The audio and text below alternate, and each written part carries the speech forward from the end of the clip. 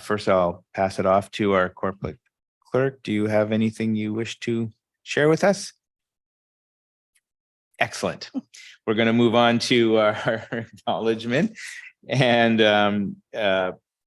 always like starting the meeting off in a good way by acknowledging that the city of Maple Ridge carries out its business under traditional and unceded territory of the Katzie First Nation and the Kwantlen First Nation.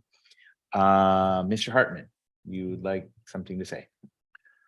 Thank you, Worship. I just wanted to, on behalf of the corporation, introduce Marlene Best, who is our interim director of planning for the next year or so. And she started last week, at the beginning of last week, while we were all at UBCM.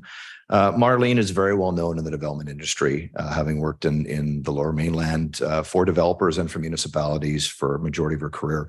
She has an extensive career in land development in both public and private sectors. And Marlene is known for communication, collaboration skills, project management acumen, and her experience working with multidisciplinary teams of professionals. So I know our planning staff.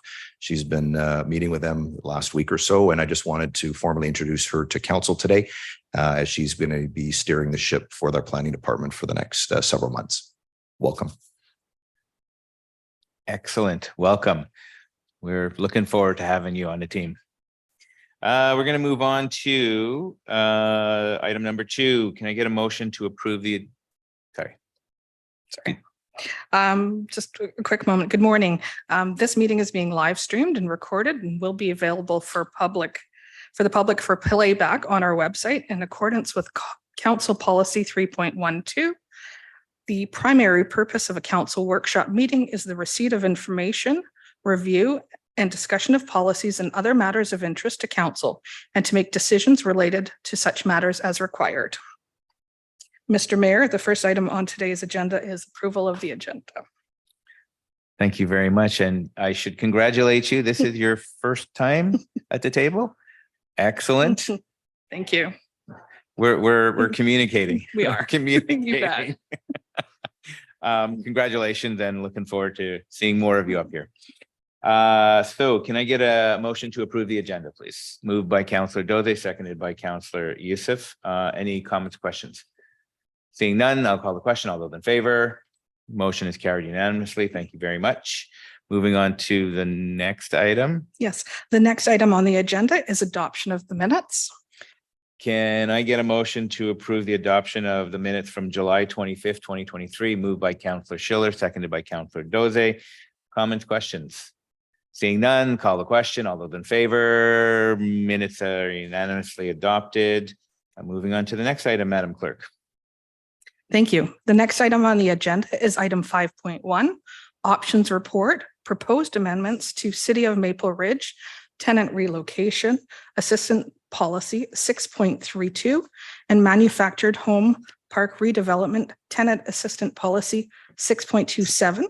Staff are in attendance to present the application to council.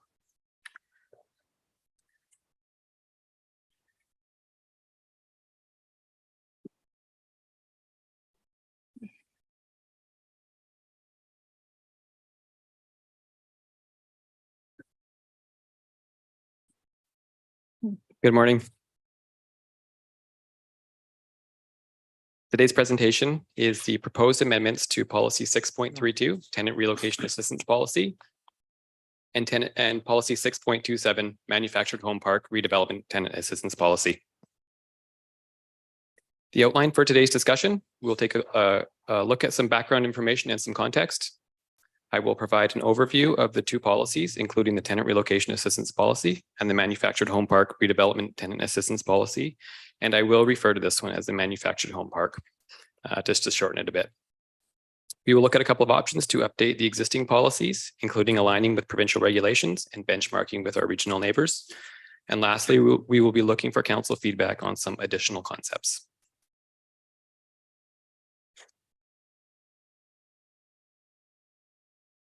As some background, the manufactured home park policy was first introduced in 2008. The policy is intended to supplement provincial regulations in providing assistance to tenants at risk of displacement due to the potential redevelopment of manufactured home parks within the city. The endorsement of the Housing Action Plan occurred in 2014, which provides opportunities to identify strategies and actions to enhance policy direction for housing needs. Out of this action plan, the tenant relocation assistance policy was endorsed in 2018. The intent of this policy is to ensure that the existing rental tenants are not impacted as a result of proposals to redevelop properties within purpose-built rental housing. At the same time in 2018, the manufactured home park policy was updated in alignment with this tenant relocation policy. In 2021, Council received a housing needs report, which provided an overview of current and anticipated housing needs within the city. In January of this year, at Council workshop, a background on housing was provided to Council, and through that conversation, Council identified a desire for an updated snapshot of housing needs and a closer look at tenant protections. And today we are looking at options to update the existing tenant protection policies for rental housing tenants and those residents within manufactured home parks. In BC, there are a number of pieces of legislation that oversee and establish the regulatory landscape for tenant and landlord rights and protections. These include the Residential Tenancy Act, the Residential Tenancy Branch, and Manufactured Home Park Tenancy Act. Local government policies would be considered the children of these larger provincial regulations. Municipalities will often create their own specific tenant relocation policies to supplement those provincial regulations. This way, municipalities are able to craft their policies to meet the needs of their own specific community. We'll first look at the existing tenant relocation policy 6.32. Maple Ridge was an early adopter of this policy as it relates to other municipalities within the region. The existing policy applies to purpose-built rental housing containing 5 or more units. It excludes secondary market rental units, including secondary suites, detached garden suites, duplexes, triplexes, etc. The policy is triggered by either a rezoning application, a heritage revitalization agreement, strata conversion of a previously occupied building, or a change to rental units secured through a housing agreement. Some of the items contained within the existing policy are identified on the screen, including proof of early and ongoing tenant communications, a relocation assistance plan, compensation, offer of first right of refusal, and requirements for council reports. 2 options are being provided for council consideration in terms of possible updates to the existing policies. This is being done as a timely and proactive approach to ensure the policy is still relevant. The first option includes bringing the policy into alignment with provincial regulations and including the notice to end tenancy from 2 months to 4 months, as well as providing minor administrative clarifications, including flow and clarity of the policy. The second option would benchmark us with regional neighbors. As part of the review of the tenant policies, staff completed a regional landscape scan to understand what type of tenant supports were being provided around the Metro Vancouver region. From that regional scan, we have included some of those items into our option 2 scenario.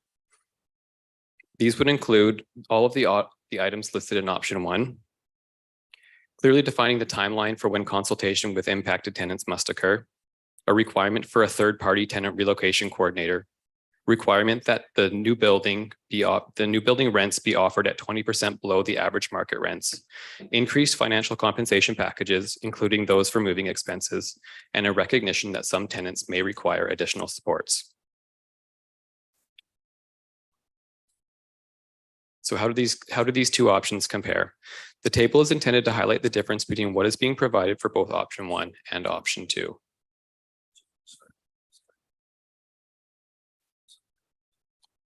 Switching now to the manufactured home park policy, which applies to all rezoning applications that propose to redevelop properties used as manufactured home parks. The policy also applies to tenancy agreements where the manufactured home pad is rented, but the dwelling itself is owned by the resident. However, if the dwelling unit is rented and not owned, then the tenant relocation assistance policy applies. Some of the items contained within the existing policy are identified on the screen. Similar to the previous policy, options are being provided for council consideration in terms of updating the existing policy 6.27, and again, is being done as a proactive approach to ensure the policy is still relevant. The first option includes bringing the policy into alignment with provincial regulations, including the increase in minimum compensation provided for a unit from $10,000 to $20,000, as well as administrative clarifications related to language and legal documents. The second option would benchmark us with our regional neighbors and would include the following items listed on the screen.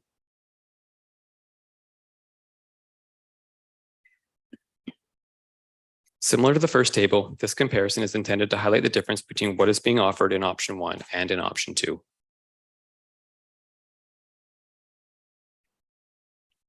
Legacy applications. Updated policies endorsed today would come into effect with the specified legacy clauses. In-stream applications currently at third reading would continue with the existing policies. In-stream applications not yet at third reading would need to align with any new updated policies. And any new application coming in would be subject to new updated policies. And just to note that staff would work with proponents on a case-by-case basis to ensure the requirements of the policies are being met for anything that's in stream. Going forward, staff are seeking council's feedback on the following concepts that would be used to guide in-stream development applications as well as updated city policies as needed.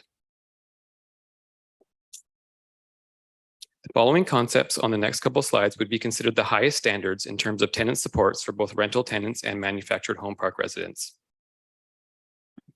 The first slide here is specific to both policies. So providing tenants with the highest amount of compensation, known as the top tier, based on that regional landscape scan. Increases in affordability for rental units. These units could be provided for up to 20 to 50% below market rents. Compensation for interim housing. So this is a rent top-up model. Tenants that are displaced and waiting for a new unit would be topped up in terms of any additional expenses incurred. And providing a dedicated staff person to help facilitate policy implementation. This position would support the tenant relocation coordinator and the proponent on a wider scale, and could also help support other housing actions for the city. The two concepts on the slide are specific to the tenant relocation assistance policy. This policy only applies to those buildings with 5 or more units. Staff could explore implications of lowering the threshold to less than 5, so either 3 or 0 as an example, and activate tenant relocation requirements on pre-zoned land. Currently, policy 6.32 is not triggered if the site is pre-zoned and only requires a development permit for redevelopment. Exploring this element could outline options available to council to ensure proponents meet the policy requirements either through mandatory or voluntary compliance. The last concept relates to the manufactured home park policy, and that is to expand the first right of refusal on purchased units. This would permit the purchase of a unit at below market value and secured through a housing agreement. Should council be interested in expediting this work, staff could bring back a report in alignment with the timing of the updated housing work, including proposed changes reflecting any of council's comments here today, and outcomes from the most recent housing and rental snapshot. Essentially, staff could provide a more tailored policy reflecting both council comments heard today, along with outcomes of the soon-to-be updated housing work.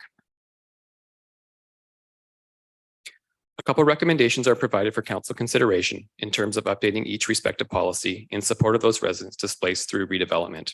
The first recommendation is before you on the screen and is the option that aligns both policies with provincial regulations. Should council wish to take a more bold approach, option 2 would both align with provincial regulations and benchmark us with our regional neighbors. And lastly, an additional recommendation is before you. This recommendation is in reference to those items identified as the highest standard and would include outcomes of the future refresh housing work anticipated in early 2024. And this is just back to the first recommendation. So I'm open to questions and comments and happy to return to any previous slides if necessary. Thank you. Thank you very much for the presentation. So we have in front of us a report with 2 different recommendations. Before we get to that point, I think if procedurally is the right thing to do, I think that we would open up the floor to just have a general conversation, ask questions, get some of your questions answered. And then afterwards, if somebody wants to move one of the recommendations, then we can have a discussion about the recommendation and vote on it. And if that doesn't pass, then obviously we can go to the next one. So I'll open up the floor more to ask questions and go from that direction. So I will start taking names. Councillor Carreras, followed by Councillor Schiller, followed by Councillor Dewey. Thank you. I just have a quick question. I know we're a year into this and I should know this question before I go into the actual pieces. Being that this is workshop and it's discussion based, do we actually have to decide on the recommendation today, considering this is our moment to give feedback before it comes to committee of the whole and then to the decision-making table of council? Well, staff is hearing the feedback that we're giving them. So Yeah. if we choose to pass one of the recommendations, that's fine. There's nothing wrong with that. Then it would go to committee of the whole. Sorry, no? Okay. No, so at council workshop, this is an opportunity for council to discuss the item, provide an overview of direction back to staff. However, if council does come to an agreement today, at workshop, you are able to make decisions and approve resolutions without having to go through committee of the whole and council. So the council workshop allows council to provide direction. It also allows council to approve items in front of council for discussion. Okay, but if we're not able to make a decision today, we don't have to approve. No, you can table it and send Okay. it back to staff and staff will bring it back at a later date. Okay, just trying to figure out where we're at. Exactly. Sorry, a year in, but still learning, right? No, this is one of the first times we're actually getting to this point, and I'm trying to avoid having the moving and not moving and Yeah, just wanna no. make sure everybody had the chance to. And I appreciate that. I think this is a perfect item in workshop where the discussion gives input into what we want to see before us. So I want to thank you for this report. I think this is a really important report and very timely. As a city that's growing rapidly, we're really starting to have to make decisions around development within our community. And as we grow and expand and redevelop, especially with the Lougheed Transit Corridor piece coming to us, this is a big piece we're going to have to think about, is how do we support a lot of our citizens in our community as we redevelop and build towers with much needed towers and redevelopment, right? I think it's a really tricky balance that we're embarking and something that we're going to have to figure out very quickly. There was a couple of slides in here that I actually really loved, and I tried to see them if they were in the report, and I couldn't see them in the report.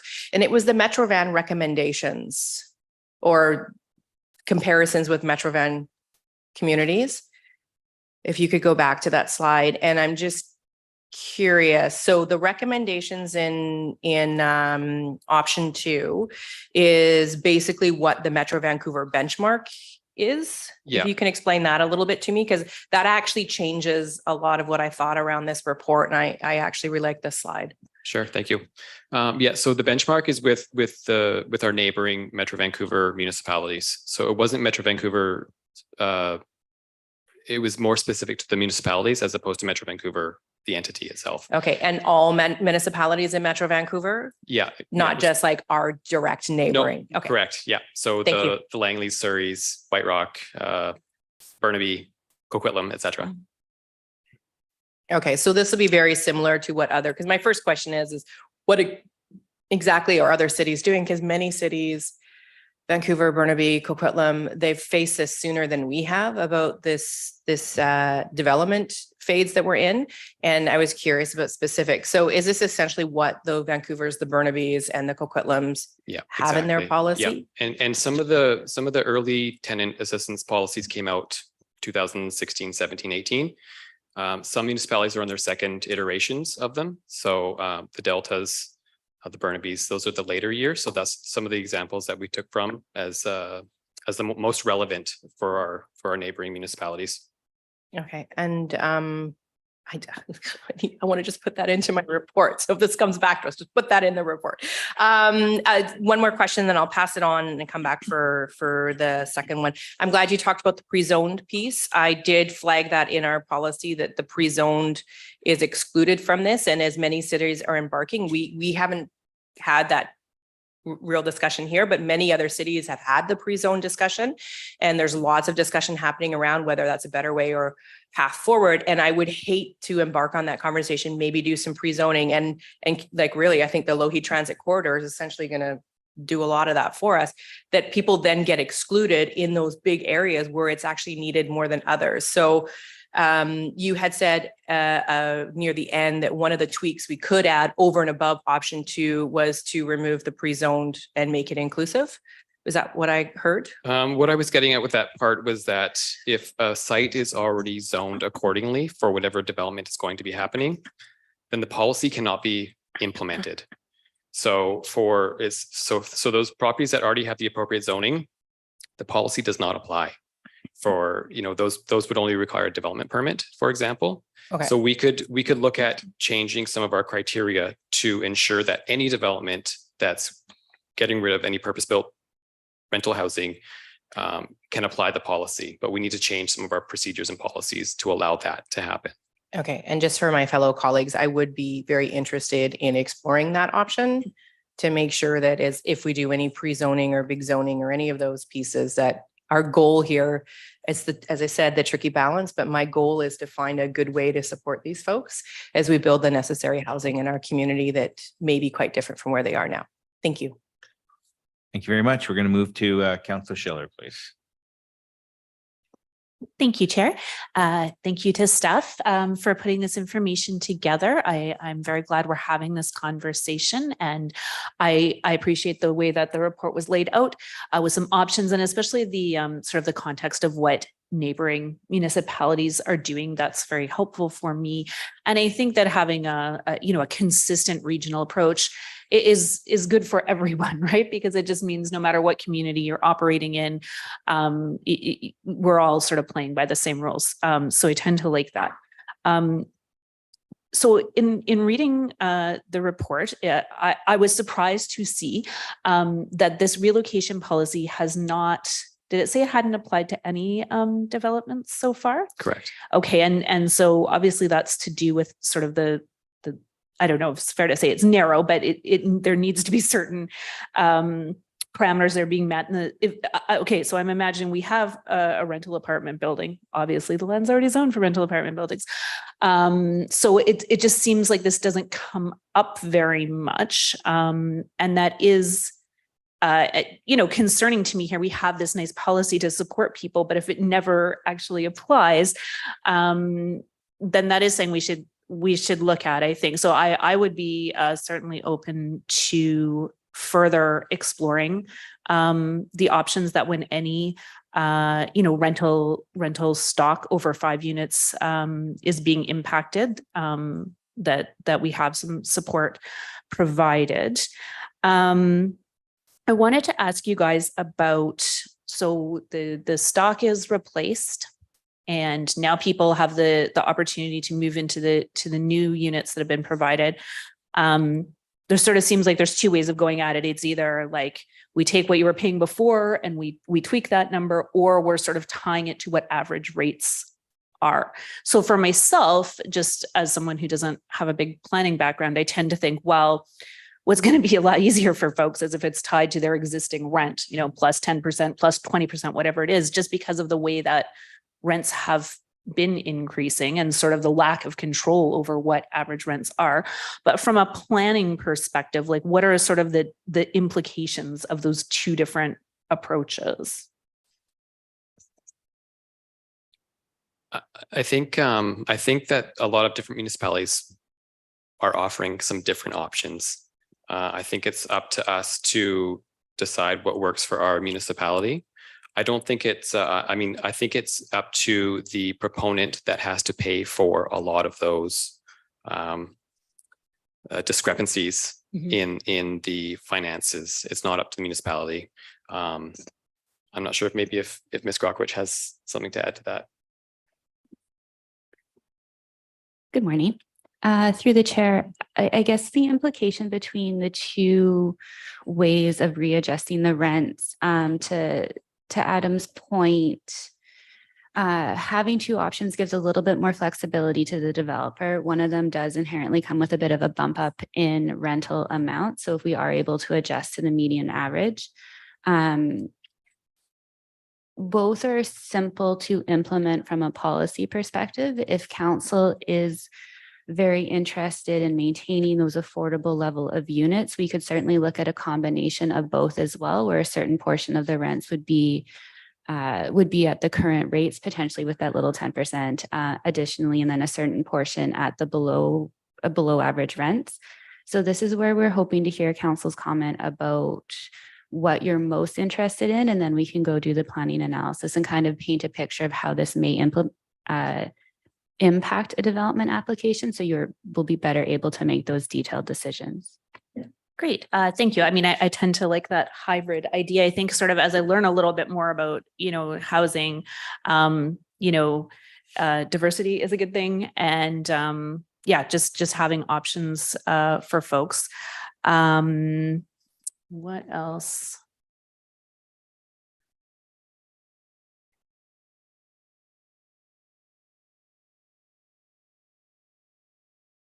Oh, one other thing I wanted to mention was that I really strongly support supports during that interim period while the construction is happening. From my way of thinking, that is a really critical time for folks, because despite getting notice, it's that interim time where you're not necessarily going to have the ability to pivot your whole life and make decisions about whether you're going to stay in the community or not.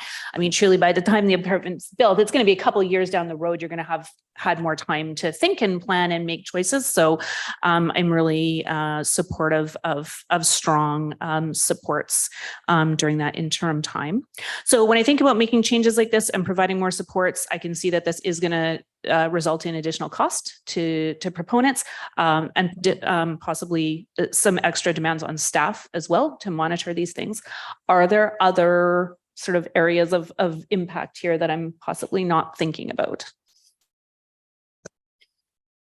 I mean, it is a little bit of new territory for us since we haven't implemented these yet. One of the things that we wanted to highlight as well was that staff demand. Having a tenant relocation coordinator being hired through the proponent to help work with tenants, with staff, will help support all of those needs. But there probably will be some additional support that is required of staff to help oversee and make sure that that the policy is being adhered to appropriately. So I think that's one of the important things that we did want to speak to, and speaking to other colleagues in other municipalities as well, is that it does take staff time to help roll out some of these policies and ensure that everything is being followed appropriately. Great. Thank you for that. I will just close by saying I do support option 2 today. I would be happy to support that, as well as look for some additional work to be done. And I look forward to hearing what others around the table have to say. Thank you. Thank you very much. We're going to move on to Councillor Duick. Thank you, Mr. Mayor, and thank you for the report. The option 2 benchmark on the screen is very helpful. It is in the package. It's a little more detailed in the package versus the bullets. So for me, the reality is, if all of our regional neighbors are doing this, that's one thing. For me, it was just, I don't have all of those details. But if what you're saying is in addition to option 1, these particular items, that's even in the report, because in the report, it talks about a third-party tenant relocation coordinator. I'm actually okay with that piece. I would need more information to determine if we need to create a staff position. Is just like development applications, we rely on the professionals of the applicants for a number of things, and our staff oversee that. So why is this different? So that would be my question. Why would this be any different than monitoring an environmental or an architecture or any of those other professional reports? So I don't know who to direct that to. Ms. Grokowicz, I think. Through the chair, great question, very valid question. In a lot of respects, I think you've nailed it correctly. It's very similar to an environmental monitoring process. I think where we wanted to bring this to council attention in terms of going forward is there are some nuance and specialization similar to the environmental side on the housing. It's mirrored on the housing side. So being able to have a targeted individual that is your subject matter expert will be on the ground, working with the developers, working with the tenants. It may just make it a little bit easier to move them through the process. And we didn't necessarily want to get stuck in the details in terms of the business planning component, but it isn't necessarily a full-time position to begin with. There's certainly ways to incorporate this into our existing work program initially. It's just more so if we do start to receive dozens of development applications that are implementing these proponents, it's just something that we may have to look at in a couple of years. Okay, that's very helpful. So what I'm hearing is in the short term, if council decides to go with option 2, that we would rely on the third-party tenant relocation coordinator. We would revisit that to see how much staff time is being utilized. And I'm okay with that. I think it's important that we always revisit every year through business planning, and each department comes up with a recommendation is, you know what, we're spending a lot of time in this area, so therefore we're asking for more resources in this particular area. The competitive piece is important because if we really want people to come in and provide rentals, we have to be able to not only look after and support the citizens that are being relocated, but we also have to make sure that people want to come here. If the region is doing this, then it's not like we're a one-off. The region as a whole is doing it. Then the reality is whether you're in Burnaby, Vancouver, Maple Ridge, White Rock, wherever you are, it's going to be the same rules. So I can live with that. It's more being able to revisit it, see how it is, because we definitely have a much smaller landscape when it comes to rental buildings. And one of the reasons we don't see it or we haven't come across it is because a lot of them haven't been redeveloped yet. We've just recently received 2 applications to do with redevelopment, which would spark this. So, but I can think of a few just off the top of my head where there's that potential. I can think of, one of the ones on 224th, an aging building that really does need to be redeveloped. But it means an effect to people that are renting. So we want to make sure that we protect them as well. So overall, the staffing piece was kind of the big piece for me, just because I don't have enough information to say yes. And I'm thinking a third party, somebody that specializes in this, the notice is absolutely critical. That's really important. So I'll wait to hear from others and go to round 2. Thanks. Thank you very much, Councillor Tan. Thanks, Mayor, and thanks, staff. I am incredibly excited for this discussion today. I think and the reason is because I see this policy affecting thousands of people in a very stressful moment of their lives when they've received eviction notices or notices when they have to leave their buildings, and they are faced with something like their rent increasing by potentially $500 to $2,000. It's an incredibly stressful time. I know for myself, I have friends who have been rent evicted 7 times. Sometimes 3 times in a year. It is incredibly stressful. I also think about those seniors and folks who are more vulnerable positions where getting a notice like this means potentially couch surfing or living on the street and folks in manufactured home pads as well. So I just see this as a very significant day in our term so far. And I also see this as significant because, to what Councillor Dewick said, it is also an opportunity for us to also show to the development community that we are serious about inviting rental development in our community. And I think there are ways to do both, where we both protect tenants and also look at creative solutions to encourage rental development. And I think this is a really good discussion to have, to look at both of them. So in terms of context, I'm very supportive of option 2. And I'm so very supportive of looking at more ways where we can both encourage rental development and also increase tenant supports. To Councillor Schiller's point about what different municipalities do, Councillor Carreras talked about this as well. I mean, I love Burnaby's policy. It's so easy to explain. New building, same rent. I love simplicity. I just 4 words and people know what they're getting for them. It is a different landscape from Burnaby as compared to Maple Ridge. And I know our land economics is different. And so I'm really looking to staff and to experts here to provide us solutions of what that can look like. I would love to say to some folks, new building, same rent. So that's my overall context there. And just to get into specific pieces, to Councillor Schiller's point, I think the interim housing support is incredibly important. Burnaby does that. Our regional neighbors do that. It is not uncommon for developers. They're very used to this kind of tenant support. I don't think it makes us uncompetitive in the region. So I think that fulfills our mandate of being innovative, bold, and also making sure that we are benchmarking for regional neighbors, that sort of interim housing top up. Same thing, Burnaby, I know Port Coquitlam does this as well. And Port Coquitlam is so close where, if you get a notice, you move, the developer helps you find, or third party helps you find a new place, and you pay the same rent, and the developer takes care of that. And I think and we can look at ways, we can look at density bonusing, we can look at anything else staff recommends to make sure that we are competitive on a regional scale for rental development. And also we're respectful of the folks in our community as well, because I think it's important that we do two things as council. One, we allow the community, we give the community hope, and also give the community excitement that there is development coming, because I know in our community there is a lot of trepidation when it comes to new development. And the reality is we do need this new development. And I mean, I think folks have a very valid point when they're scared during this new development, because they're like, what is going to happen to me? And so I think what we need to do as a council is to give folks that protection that they will be okay. And at the same time, be very shrewd and practical and be very fiscally prudent and be like, what else do we need? Do we need density bonusing like Port Coquitlam and Burnaby has done? And I think that we don't need to reinvent the wheel here. We can look at a regional context. So I want to speak to two pieces here. I want to speak to one, the tenant piece, and then the second piece is the manufactured home plans, because I think they're very similar, but also different discussions.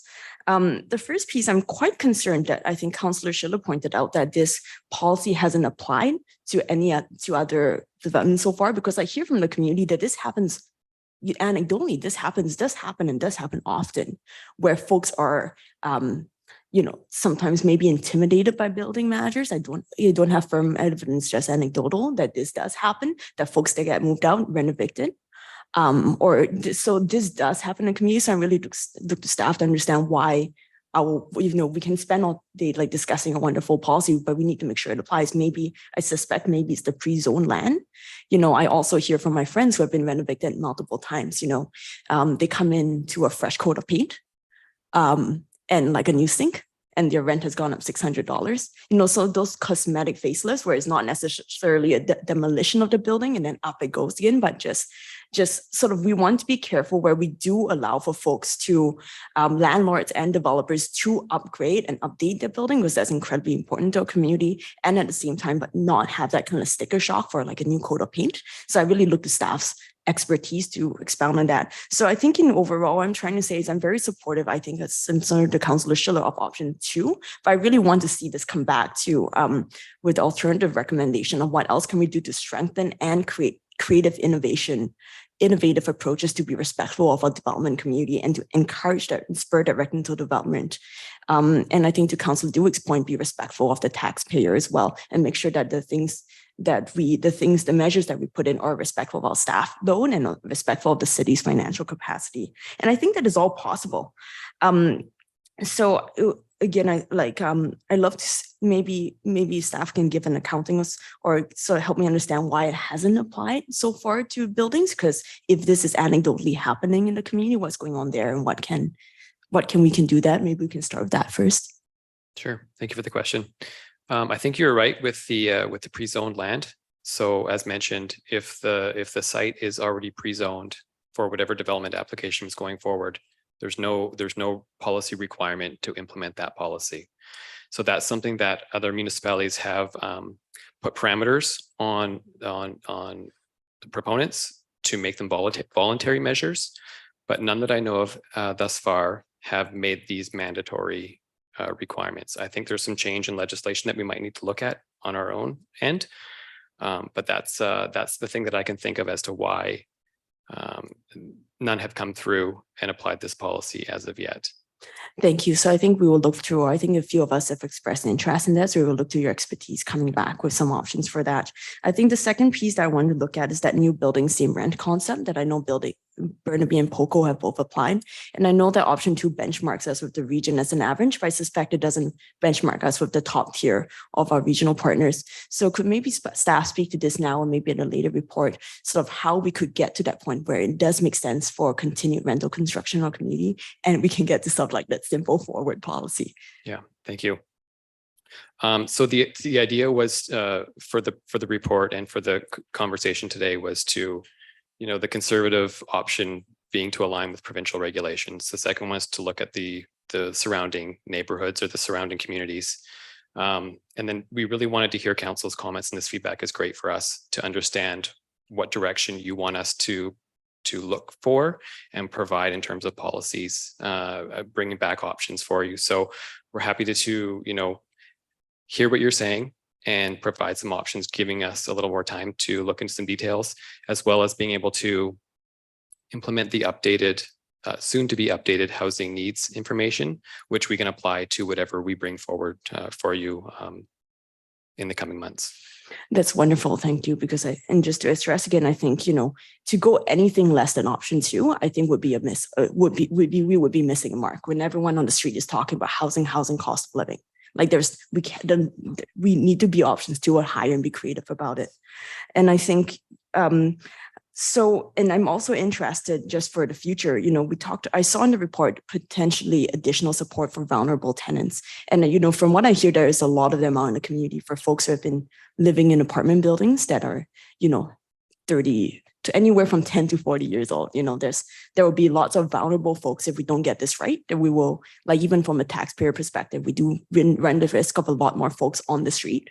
And then there will be that management of that piece there. So I think it's incredibly important to get this piece right. And I just want to move on to the manufactured homes policy. I'm curious, what are viable options for folks? I'm just thinking, if I understand this right, and it could be wrong, which is when I'm reading this report, we're looking to relocate homes, like we're currently in manufactured home pads. There's talk about relocation there and finding suitable, and from my perspective, I think as a community, we are largely moving away from manufactured home pads because our real estate is more valuable than that. So could staff sort of lay for me on a practical point of view, if folks move on what are the options for folks? Thank you for the question. I think the options are limited, actually. So that's why we're looking to, if we're bringing in some of these highest or this gold standard through council conversation today, opportunities to rent in whatever proposed new buildings are being provided on site. I think that's a really viable option. Keeping rents that's somewhat similar or the same, I think that's a really viable option. So options are limited, and I think that the conversation today is going to give us some opportunity to come back and see what those options might look like. And if that's renting in the new building, I think that could be a good opportunity. Thank you for that, because I think I understand. I'll come back around to you. Thanks, Mayor. Thank you very much. And just Councillor Tan brought up a point, and I wanted to just a point of clarification on that. You mentioned renoviction in that theme. This, if I'm correct, does this apply to somebody who's just renovating an apartment, or this complete destroy the whole thing and start from scratch? A lot of the protections for these renovictions are through the Residential Tenancy Act. So that's where you're going to get your more robust policies and criteria for landlords and for tenants. Through ours, if it's not being rezoned, essentially, we're not able to implement the policy that way. So that's what we're looking to provide different options to implement the policy through other mechanisms other than through just rezoning. Okay, I think we're going to want to explore that one a little bit more. Thank you very much. We're going to move to Councillor Youssef. Thank you, Mr. Chair, and thank you to staff for the report and presentation. When we're talking about, and first off, I'd like to thank staff for clarifying that applications in stream, either past third reading or beforehand, will be affected by that policy. That clarity is instrumental. And seeing the main differences between aligning ourselves with the province and then benchmarking with our neighbors. Quick question through the chair to staff. would one say that we are currently at a certain step and the next logical step would be the provincial alignment before we leapfrog over to aligning with our neighbors? Would that be a somewhat accurate characterization of where we find ourselves? Yeah, thank you for the question. As mentioned, a lot of the sort of early policies were implemented 2016, 17, 18. So we were one of the early adopters. So I think we were a little bit, in comparison to the policies that we're seeing out there today, we might be behind a little bit. It would be a very conservative policy to just align with the provincial regulations. I think option 2 with our regional neighbors would be a more appropriate alignment based on what everybody else is doing right now, essentially. Thank you for that. So I'm guessing we missed a step somewhere historically along the lines, and that's why we find ourselves where we are today. Not a problem. Moving forward, when we're speaking through the chair to staff about the extension of the 4 months from 2 months to 4 months for the notice to end tendency, does that add those 2 months onto the process then? Does that delay ultimately and lengthen the application by an additional 2 months? That's essentially allowing tenants more notification from 2 months to 4 months. Okay, but as an applicant, now I have to provide a 4 months notice rather than a 2 Correct. months notice. Correct. Because I have to provide the 4 months, does that mean that the additional 2 months are also added to my process and my application processing time? Yes, that would make sense to me. Yeah. That would make, okay. So that answers a question for me. And when we're talking about bringing on affordable housing, when we're talking about the need to make rental stock in our municipality attainable for individuals, carrying the cost of servicing the land and the debt for an extra 2 months doesn't really fit into that. Secondly, Sorry, Councillor Youssef. I just, Amanda wants to address that. please. Sorry, through the chair, a small point of clarification. The notice from 2 to 4 months wouldn't actually impact the development application timeline process. Notice is only able to be given once final approval is granted by council. So typically, council will be happy with the development application, you'll grant approval, and then they are able to provide notice to their tenants. Due to the requirement for ongoing consultation throughout the development application process, presumably the tenants would be well informed about what is going on and what would be appearing on the site. Notice is given essentially when the process transitions from a development application to a building permit. Sorry. But thank you, ahead. Mr. Chair, for that. And I appreciate that. Yet still, as a building application, the applicant in this case, again, their process is extended by 2 months. It may not be during the rezoning application period, but it is, as was mentioned during the building application permit, still adding time and costs to our ever so needed rental stock that we would be bringing on to the market through this process. Secondly, Mr. Chair, the staff time and involvement, I agree with the comments that were made earlier that we ought to be looking at a third-party external entity to look after this. I would not want this to reside within City Hall for a multitude of reasons, chief amongst which is staff time and involvement. Secondly, of course, would be the government involvement. I'm a big fan of small government. It's no secret. I don't want to get too deep into the woods. Lastly, Mr. Chair, if I may, when we're looking at the different options through you to staff, I'm in favor of the right of first refusal. I would be supportive of 10% above current rent or 10% above CMHC rates. I would also be in favor of the financial compensation being based on the length of tenure, with the 4 months rent plus $35 for each month of residency as per the North Vancouver, District of North Vancouver. And lastly, on the moving assistance, I would be in favor of developer pays for moving company. I believe that concludes my comments all around, first and second round. Thank you, Mr. Chair. Thank you. Councillor Doze, please. Thank you very much, Mr. Chair. I just have been paying attention, listening to all the comments, and mine is not a question, but a comment. I think that personally, I will support option 2, given the fact that it takes care of the vulnerable members of our community. But I want to also say that I would like to see us being as pragmatic as possible in the application of option 2 to ensure that it doesn't discourage investment. I will tell you, for example, if I'm an investor who has the option of building a particular structure somewhere, say in Poco or Surrey, and then Maple Ridge, I'm very likely to go to Port Coquitlam or Maple Ridge for obvious reasons. I will sell my property as quickly as possible when I finish them there and possibly make more money than I will do in Maple Ridge. Economically, Maple Ridge was not located in a place that you have easy access to transportation and all those things that people need. Most of our citizens travel out of this city, outside of this city, to go for work.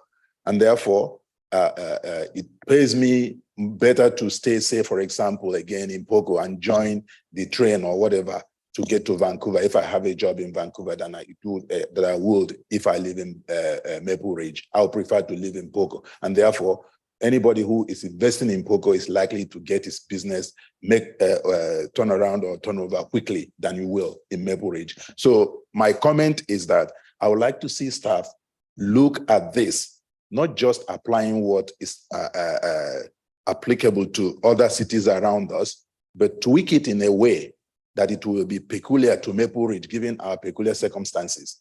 Because I don't want a situation where we will be protecting the vulnerable and then discourage investment. At the end of the day, what will be what you see. So let's do this with caution. I would like to see a tweak of option 2 in such a way that we don't want people to pay for it. Thank you very much. Thank you very much. Before we get to round 2, I will add my comments onto this. Listen, anytime we talk about policies like this, there's 2 sides to the story. There's sides for the people who are renting, and then there's the sides for the developers.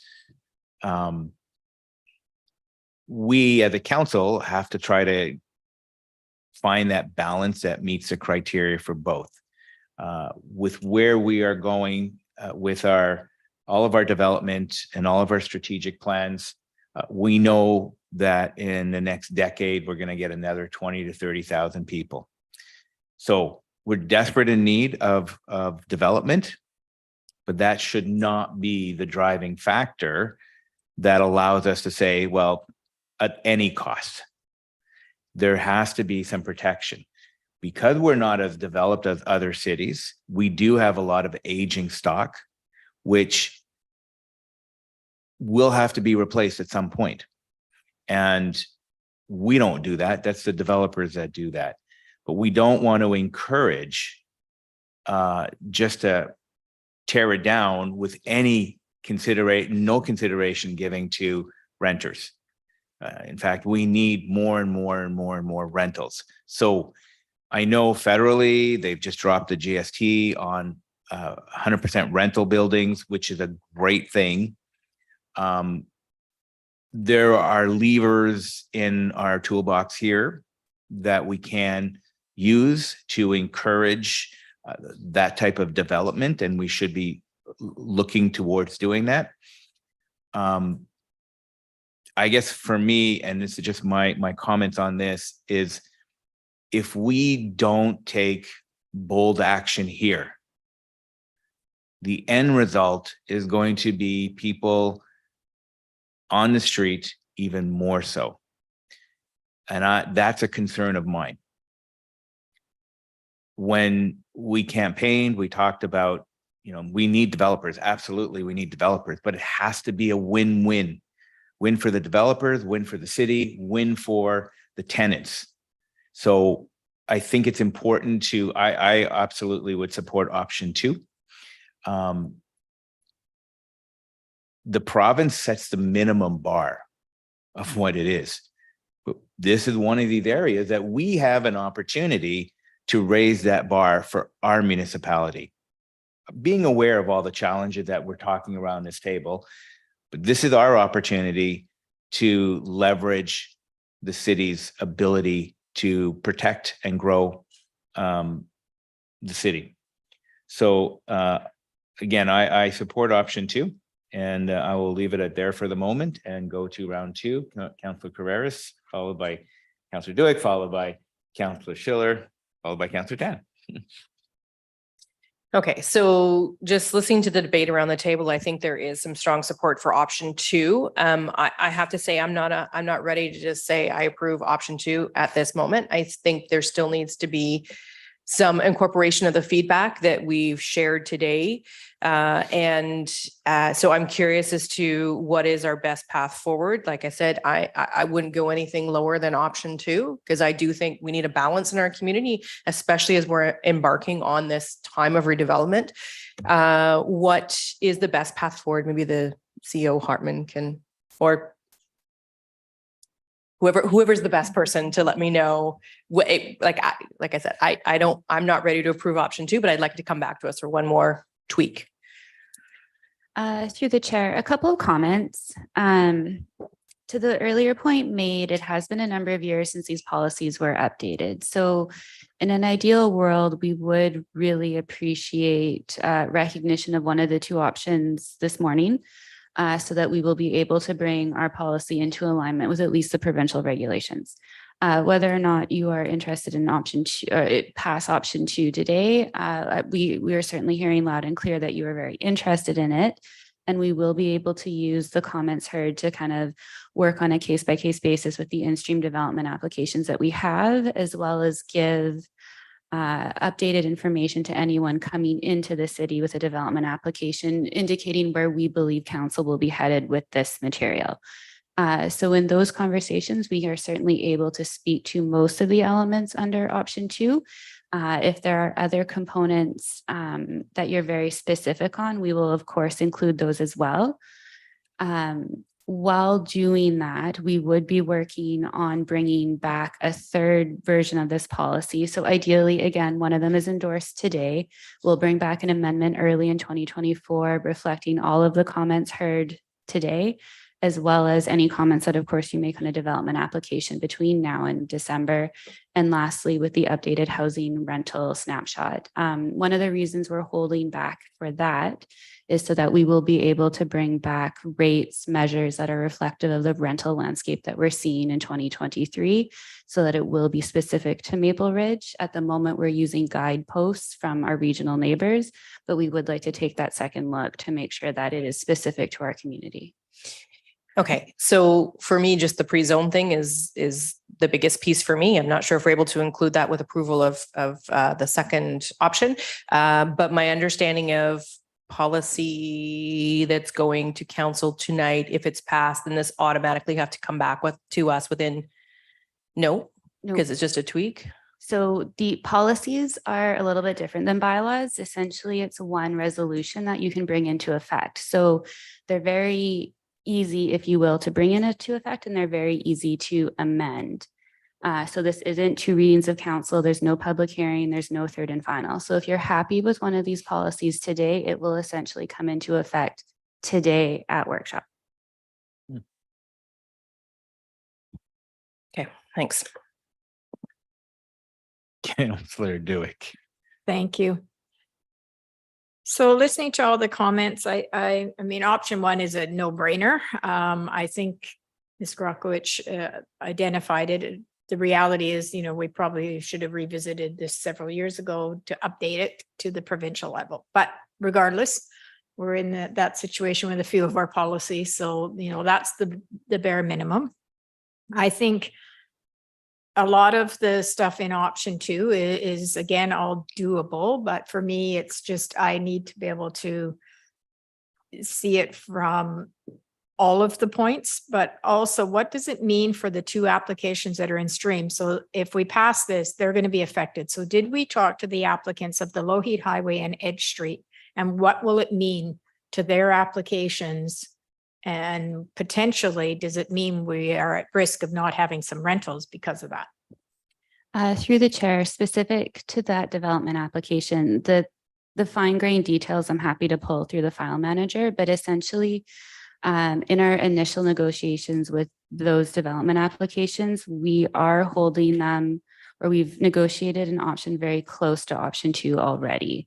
So they're not quite 100% at what's currently proposed today under option 2, but they're in line, I would say. And under the legacy clauses outlined in the report, there was that comment that we would be working on a case-by-case basis with any in-stream development application. So they'd be one of the ones that when they come back for second reading would be pretty close to option 2, but won't necessarily align. And they seem comfortable with the provisions provided at this point in time. Okay, that's good to know, because especially the Lougheed Highway one, that's a massive project that is got a huge benefit for our community.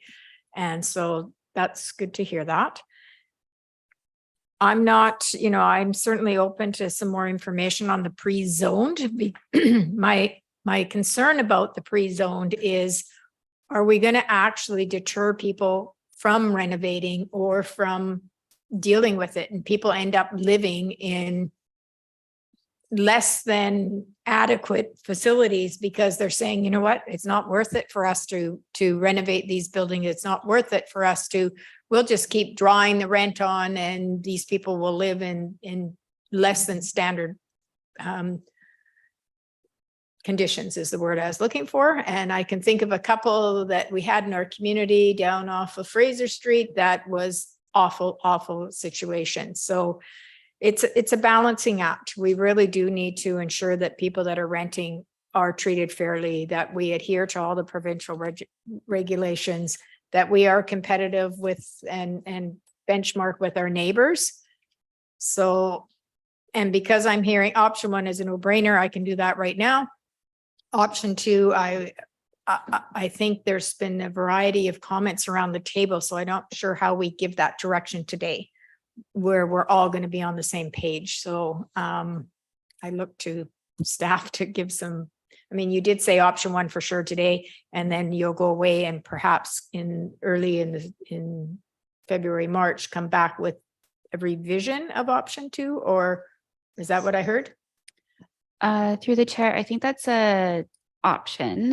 If option 2 was endorsed today, we would be able to use it as a guide for anyone coming into the city hall between now and December. And I think that would also be quite helpful in giving us some feedback on how it's sitting with the development community. So when we do have that updated rental snapshot, we would be revising it partially on the numbers piece, just to make sure the land economics test out, but also on which provisions were well accepted, which ones maybe had a bit of a lukewarm response, and then we can propose some tweaks at that point in time. Okay, can we move to the slide that had the check marks of the difference between option 1 and option 2? I think it was like the next one, that one. Thank you. So if we're endorsing option 2 today, this is what we're endorsing. So we would be adding, bring into compliance. Does it talk about the coordinator? The coordinators and the tenant one. So this is the comparison for option 1 and option 2 for the manufactured home park. There's another table for the tenant. Yeah. So the tenant one has a stronger difference between option 1 and option 2. Okay. All right. I'll leave it to Councillor Schiller, and I'll just kind of have a look at this while that's happening. Thank you. Councillor Schiller. Thank you, Chair. So I am happy to support option 2 today. I think if we look at the years that have gone by since this policy has been updated, you said we were an early adopter. It was kind of on the mind of the community, in the past. We all know what's happened with the rental market in those intervening years. And while everybody in this situation is facing challenges, it's those that are renting that really need the most support and have the fewest options. So I see little reason to delay in moving forward and providing support. Let's not forget this policy has never actually applied to a development, although we can see that changing. I'm just pointing out that it is not going to apply to every single project that's going on in the community. So I think we should move ahead. I do want to echo Councillor Tan's comments around just sort of regardless of what happens today, when we look at further recommendations coming back, very open to, ideas of what the city could do to alleviate some of these pressures on the development and make sure we are setting up a system where there's a way forward for these buildings to be renovated, and whether that's density bonusing or other tools that are available to us. I think that is what we need to look at as we try to strike this balance. I did want to ask, so the option 2 as it's presented, or our existing policy or moving forward with option 2, does that provide any of this interim support?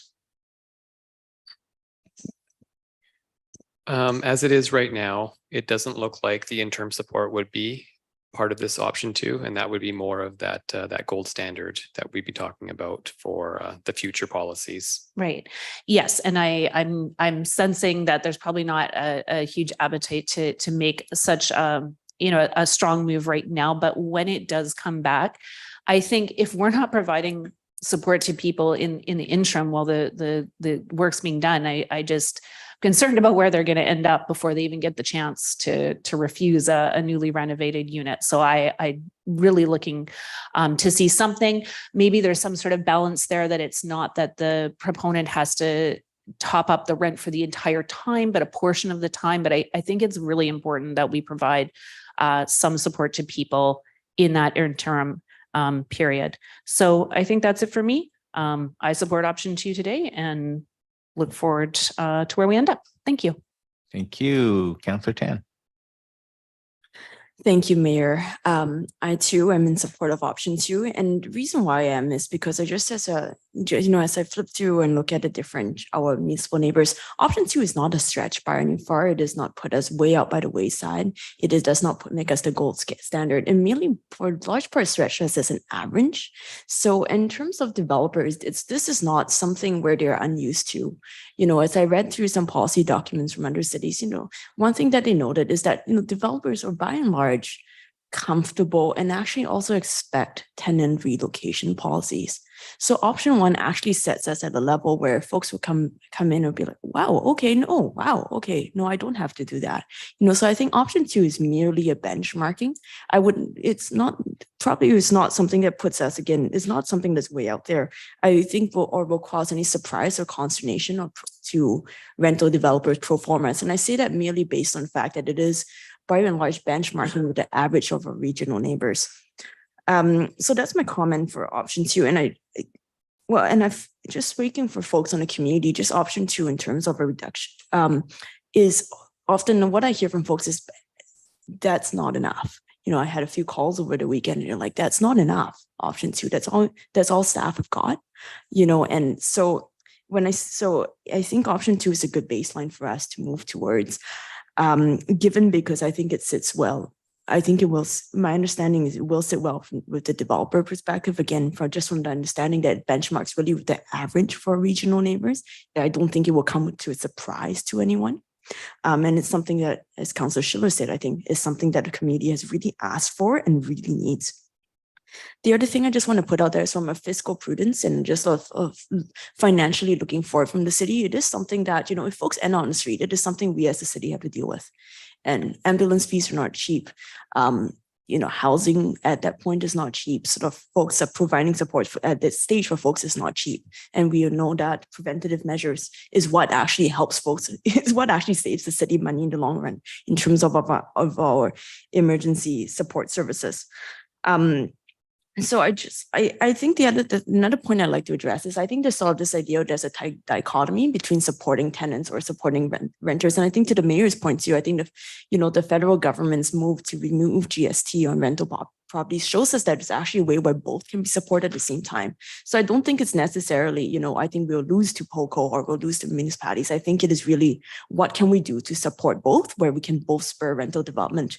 And I think all of us around the table are very aware that we really need rental development in this community. we need to support tenants, and we really, really need more rental. And I think none of us here are supportive of, sort of clamping down and having folks live in derelict buildings. So I'm really looking to staff here to sort of look around the region and then help us support. Is it density bonusing?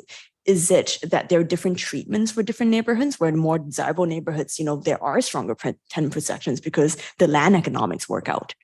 What is that creative and innovative solution? But it's also very, to Councillor Dozier's point, like very fiscally prudent.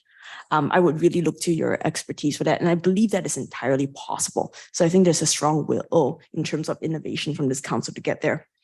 And I think Councillor Carreras' point and to the mayor's point, I think rent evictions is very important I'm hearing around the table. So I think we really need to come back with a strong understanding of how to prevent rent evictions in our community. And at the same time, allowing, as Councillor Duke said, allowing for the updating, the good faith updating of rental suites. We didn't speak much to a manufactured home pads by malls, and I would really love to hear from staff. I am concerned about folks in manufactured home pads and living in RVs, because I see those as folks are particularly vulnerable. And I suspect that 20% below market CMHC market rate is not going to be enough support for folks to stay in rental accommodation in the long term. And, I say this we also really largely from a fiscal prudence perspective, which is I don't want to have more folks on the street. I don't want our business community to come to us and say, why are there more folks on the street? After what did council do wrong there? What happened? And I don't want the community for there to be a backlash, because I agree that rental developments are incredibly important to our community, and we need to do things that prevent backlash. Like after development comes up, then look at what happens after. So I want to put those points there and say thank you so much to staff for that work. I mean, this is incredibly important work. So thank you for that. Thanks, Mayor. Thank you, Councillor Dote. Thank you very much, Your Worship. I guess I think I made a mistake, first of all, when I first spoke by not asking a question, because I made a comment thinking that the document is going to go back to staff for reevaluation and reassessment and so on. But listening to my colleagues speak on this floor, I think that the trajectory is towards passing it as it is today. And I want to therefore seize this opportunity to ask that question. Mr. Chair, sir, my question is, what have we done? What has the staff done to make sure that we, first of all, we have two primary objectives here. One is to increase our rental stock. Two is to take care of our vulnerable members. I can see in option 2, meeting the first one, the second one, which is taking care of our vulnerable members. But I want to be assured, or I need some clarification as to meeting that requirement for increasing our rental stock within Maple Ridge. And my point is, what have we done to make Maple Ridge extra attractive to investors in comparison to, say, Burnaby, Coquitlam, or Surrey, or even Langley over there? Because they have all locational advantages than we do when you talk about accessibility and transportation. And these are mostly those things that drive investment in tenancy or rental developments. So my point is, what have we done to make Maple Ridge more attractive to would-be investors that will justify their leaving Poco and all those places to come to Maple Ridge? Because I want to make sure that it's not just only that we want to protect our own, but we also want to take care of our members who are almost getting out into the street on a daily basis. Thank you very much, Mr. Chair. Thank you. I'm going to take a crack at this one. Well, first of all, when we look at our systems and our processes and procedures, as you know, we've made a lot of changes. We've recently passed the first and second reading. The reason why we did that, to amalgamate them together, was to allow applications to flow through a lot quicker. So when we look at our processes and procedures, we have to ask ourselves, are we slowing down applications? Because that's likely the number one biggest challenges that municipalities face, is the time it takes from application to building permit. So we have to look at ourselves to ask ourselves, what are we doing? And I think that we have started taking those steps. If you start to look around at everything that we've done. So that is one thing that makes us a lot more appealing. And then we have our own levers that we can pull as well. So I'll stop on that. Did you want to add? No? Okay, good. Amanda? Maybe just specifically on what are we doing to increase rental stock or protect rental stock? A report was before council in the summer, I believe July, that set off a work program that staff are currently working on. So the piece of work today is very much focused on tenants, but we received direction in terms of how to attract, support, and develop rental units within the community earlier this summer. So that will come back before you over the next couple of months as well. Thank you. Okay, we're going to move to Councillor Carreras. I just want to make amendment to the option number 2, alternative recommendation on page 11 of the report, not the package, but the report. And I would just like to add that the amendment is to end that it comes back to us for reassessment and review not later than 1 year.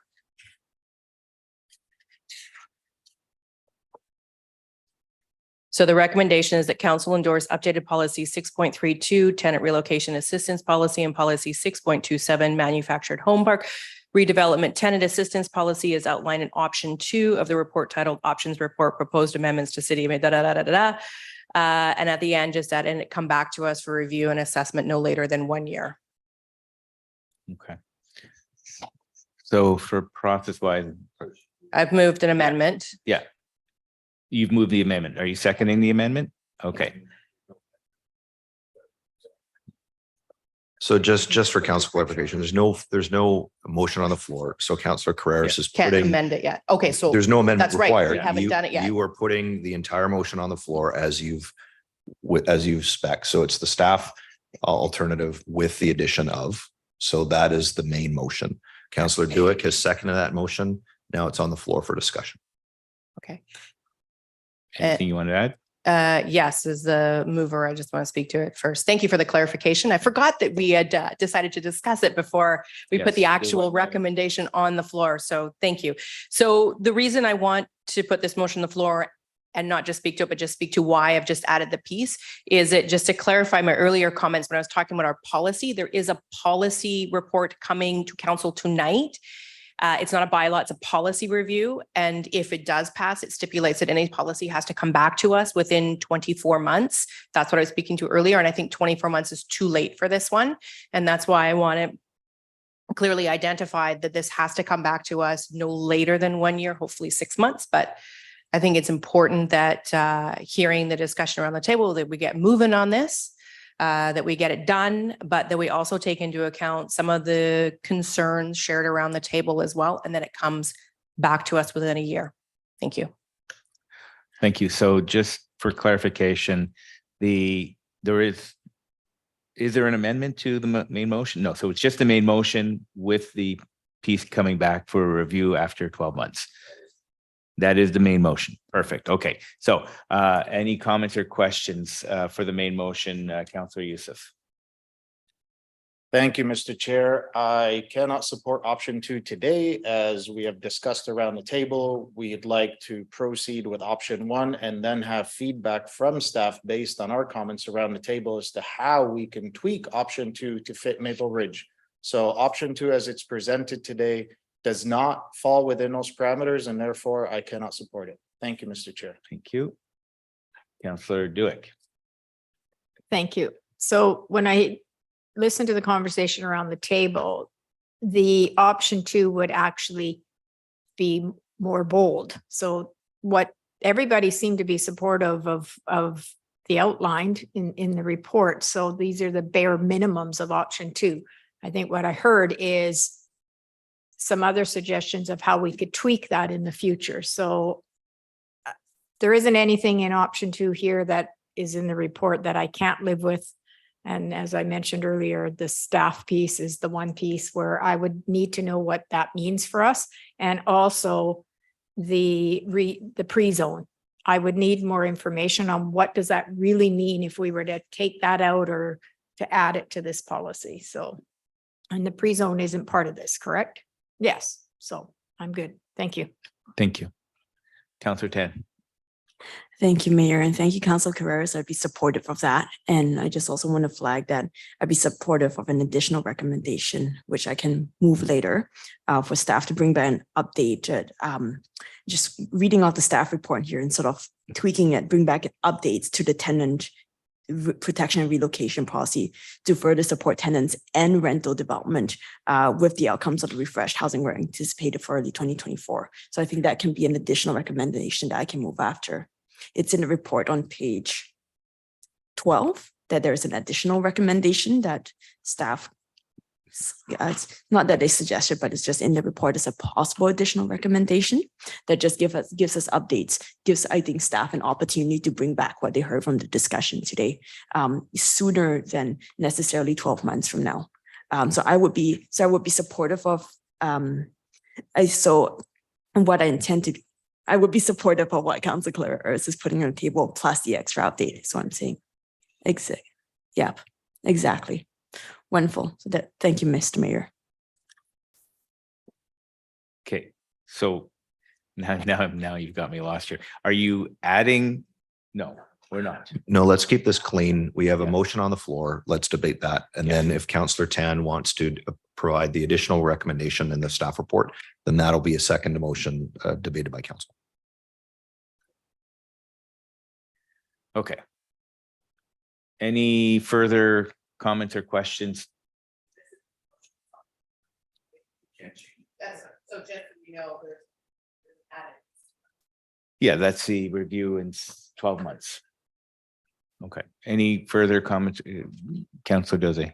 Thank you very much, Mr. Chair. I just want to say that I will be supporting this motion because of my position that we need to make sure that we take care of all the parties that are involved in this economic venture. And therefore, the only way we can know that we are making progress is by evaluating whatever comes out of what we have decided today. So for that reason, I think it is okay for us to ask for a reevaluation after 1 year to see how our decision is improving or maybe harming our community. But I think and hope that given what we saw in option 2, that is going to improve our lots. So for that reason, I will be supporting that the motion raised by my colleague, Councillor Carreras. Thank you. Thank you. Any other final comments? Seeing none, I will call the question on the main motion with the addition of a year review. All those in favor? All those opposed? Motion is carried 6-1. Thank you very much. Councillor Tan. Thank you, Mayor. And I'd like to move an additional recommendation. I apologize. I didn't mean to muddy the waters there, just to sort of signal that that's coming. So this is not a surprise. I'd like to move an additional recommendation to give staff the opportunity to bring back to us some updates that they heard from around the table, sort of around many comments that we put forward. So I'd like to move the additional recommendation. It's very similar to the one that's in our report on page 12. I'm just with a few minor changes in wording. I'd like to move that staff bring back an updated and detailed tenant protection and relocation program and policy and program to further support tenants and rental development within Maple Ridge in alignment with the outcomes of the refreshed housing work anticipated for early 2024. Thanks, Thank Mayor. you. Can I get a seconder? Moved by seconded by Councillor Schiller. Comments, questions? Councillor Dewick. I guess typically we don't pass resolutions when staff have already said they're bringing this back. So I need clarification. So by putting this into the official record as a recommendation from staff, we have a resolution that staff will be following up and bringing this forward. That just triggers it for the staff work plan and it allows us to expedite it through the business planning processes. Okay. Councillor Schiller. I definitely support this. And I think as well, just the adjustment that Councillor Tan made that we also look at supports for proponents as well, I think is an important piece. So I will be voting to support this. Any further comments or questions?